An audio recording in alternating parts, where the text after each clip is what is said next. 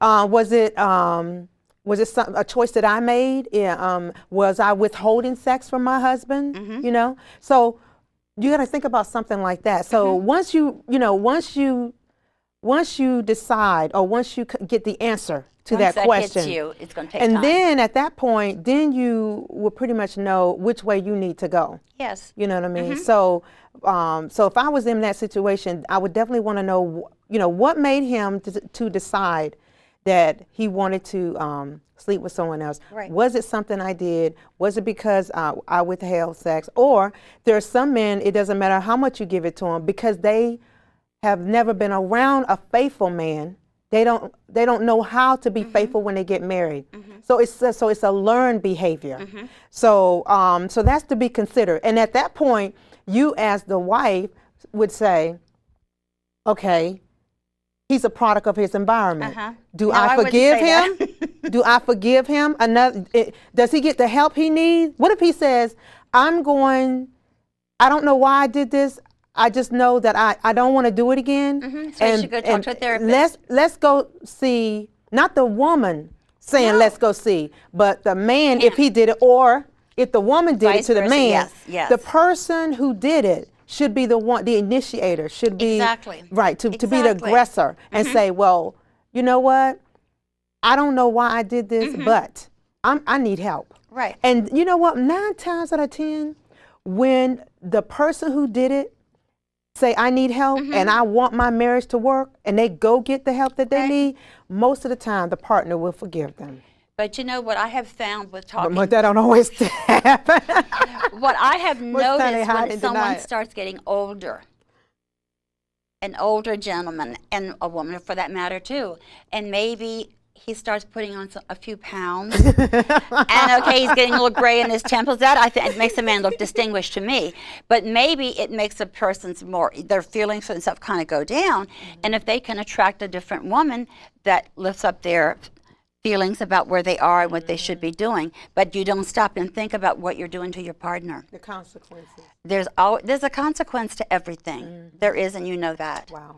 A woman can do the same thing. Maybe her husband doesn't tell her, oh, you look pretty today, or great, oh no, you're putting on some weight. You better go to a gym, girl, and get that off. You know, I've heard that a lot, you know, and you better do something with that hair. And why don't you wear makeup like you used to when we first got married, or things like that. Then that's it's not really gonna drive you, but it's gonna give you a lot of thoughts up there. Should I go find somebody to make me feel better? And then you think you can sneak back in that old place and everything's gonna be fine, but it's not gonna be fine, Mary, because you've cheated.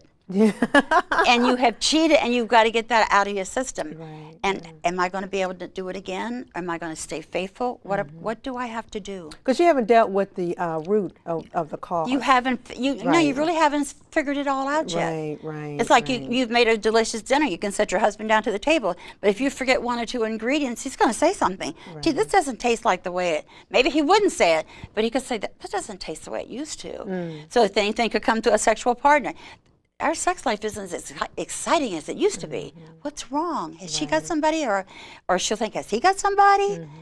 So, I mean, life is really, at times it can be very screwed up. But it's screwed up because we forget the ingredients that we need to make it. That's right. We forget those ingredients that keep it going, girl. And additionally, ingredients, they are critical. They are. Critical ingredients. You know, I wrote this. This was, I love to pull things off my Facebook. And so I'm going to give this shout out. Life is like a coin. You can spend it on anything your heart's desire. But remember, you can only spend it one time. That's right. So choose wisely. That's good. That's very good. That's very good. Life is like a coin. Yeah. You only get to spend it one time. And I think sometimes in life, we forget that. You know what I mean? We forget that. Once you spend that penny, you don't get that same penny back. Right. Once you spend that dollar bill, you don't get that same dollar bill back. It's gone. If you cheat on that guy for the first time, you may not get him back. Exactly. It's a big chance that you take in life. Exactly. A very, very big chance in life, because life doesn't go the way we always want it. But sometimes we have to miss a few ingredients to get back on the right keel on how to bake that cake again or fix that pot of spaghetti again. But I mean, you have people who do, all of us, everybody learns Through their differently. mistakes. We all learn differently. Yes, we do. Some people learn through education. Some people learn through like I'm choice? visual. Some people learn through bad choices. Exactly. Now I'm one of those ones that even though I do make some bad choices, I have made bad choices. Yes, I have too. Over the past, 30, 35 years, whatever. But what I've learned as I've gotten older is to be a lot wiser. But haven't you To said apply back the and said ingredient yourself, of wisdom. but haven't you said back and says, why in the hell did I do that? Oh yeah, I absolutely. was so stupid. I was like, what was I thinking? Yeah, what was I thinking? Why did I do that? Yes. And you know what? Most of the time when I sit back and really think about it, I know exactly why I did that. You wanted to. I know. Most of us do because we want to do it to see what it's like, if we can get away with it. Sometimes we do things because our backs are against the wall. You see? And we need a quick fix. And sometimes those quick fixes aren't good for us in the long run. Like a shot of booze, a smoke of cigarettes. It's just like a drug addict. It's right. For the moment, they say, well, I just got to have it right now. Then I'll be done. I've never been a drug addict. I don't know what it's like to be one. Neither have I. But I have encountered people, interacted with people who have. And they say that an addiction is like, I have to have it. But they forget the consequences that it's going to have on their family, their loved ones, their career, if they have a great job, and their spouse, if they're married. What about sexual addictions? I'm sure you've heard about sexual addictions. Oh, yeah, pornography, yeah, absolutely. Yes, pornography. Let me ask you that question. Do you think if you have a husband or a very close boyfriend and he's always wanting to watch pornography, is he true to you? Oh, you know what? What's missing? See, like I said, I was watching a TV program, and it was about this guy who had became addicted to pornography. Hard porn? Yeah. And see, he was constantly going on the internet, et cetera. So the problem is that back in the day, when we were growing up, we didn't really have the internet. We didn't have that. But we had magazines. So men or women became addicted that way. Oh, so now it's probably even more prevalent because we have the internet and they have so much access to it now. So let's just say, you have a husband, or I have a husband, whoever have a husband, and we caught them, watching porn. Watching porn. Right. Do you think that's cheating? They always want to watch it before, you make love. Yeah, but do you think watching pornography is cheating on your spouse? That's a tough question. Think hard about that. I've thought what I think is, I don't really know, to be honest with you, but I will say this. That if my husband, if I was married and my husband was doing that, I definitely know we have a serious problem. At that point, once I address it with my husband, hopefully, if he wants our marriage to work and us to stay one, he would want to get the help that he needs, or she will want to get the help that she needs. And most of the time, like I said before, when a person say, whether it's adultery, some type of addiction, alcohol, drugs, whatever the addiction is, once they acknowledge they have a problem, then they say, well, you know what? I don't want to lose my relationship. I want to be married to you. I want to stay with you. You know what? Let's go get help.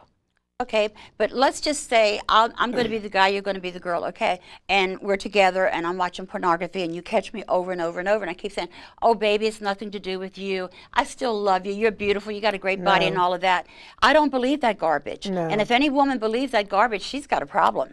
Yeah. Because you don't let a man do that that shares your bed and he's making love to you, two bodies together that God both made. Because he could have those images in his head of the other person.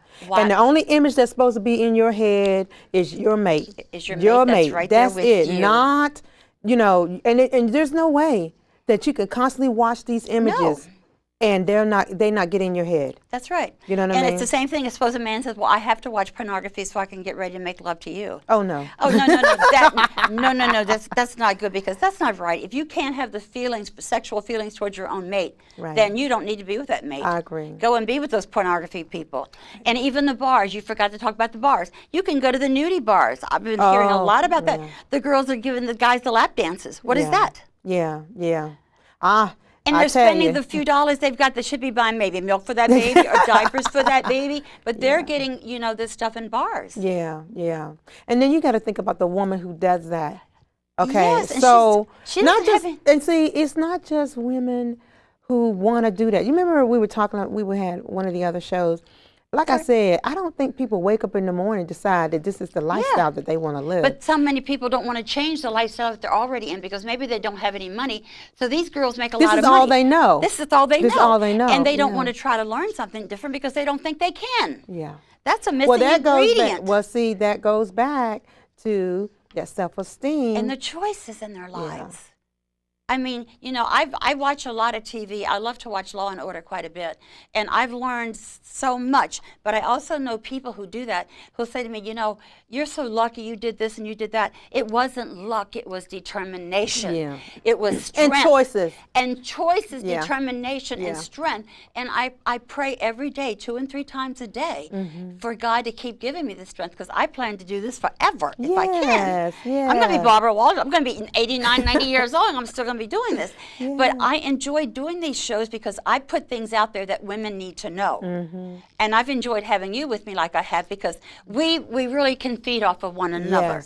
And you're not afraid to talk about the things. I know that you're a minister, but the same thing, ministers can have faults too. Oh, absolutely. None of us are fault-free, believe me. Yes. I mean, I've looked at guys on We're TV. all still a work in progress. But we're human beings. First and foremost, we're human beings. Yes, and the thing of it is, we're not infallible. There's only one person, and he's not a human. He is God. He's the only one that's infallible. The rest of us creations, but you know, I found out infallible. I find out if I do something that I know I shouldn't have done, I think about it, it gets in my craw, as my mother would say, and it sticks with me. Because I have a habit, I'll look at bodybuilders, because I go to the gym and I'll think, boy, he's got a great body. And then I'm thinking, I shouldn't be thinking those thoughts. But then I think, I'm a human being. Look, but don't touch. You can look at somebody's body and let it go. But I feel really strange about that, because I think that's a sin. To me, well, only when because, you know, the eyes is one of the law of attraction. Yes. So it's okay to look, but do you linger? Yes. And then it turns, and then it turns into infatuation. And it leads to what? Acting it out. That's when you get into a lot of trouble.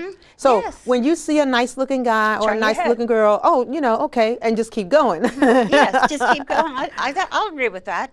But HIV is so prevalent out there. I talk to a lot of girls about HIV. Right. You know, you may see a guy with a great body, but you don't know what's been going on in that life. That is so true. And it's running rampant on young girls, 13 and 14-year-old children having these, HIV. And there's nothing worth your life. There's nothing worth your life. Because like I said, when my son went through that heart surgery, he could have died in a heartbeat. But I had the strength, and I had the integrity, and I had prayers that he was going to make it. And he's a good soul. I know he's a good soul. And we're so close today, you couldn't even slide a piece of paper between us. We're tight. And I mean, we need to live our lives like that, but nobody's infallible, okay? Nobody's infallible. We're going to make choices. Hopefully not really bad ones, but there's a lot of things in recipes that we're going to have to change. Some of the ingredients just don't work. Would you believe our time is up? It is. Yes, our 30 minutes is gone again. And every time we get together, we have so much fun. I hope everyone out there today watching has enjoyed our recipes on life, choices, responsibility, anger, forgiveness, and deal with how to let it go. And if you're doing something that we've just talked about and you want to talk about it, give me a call. We'll come on the show, or we can put you in disguise. It doesn't matter. But just try to live your life the way that you feel that you and your God should live them. Thank you, and until next time.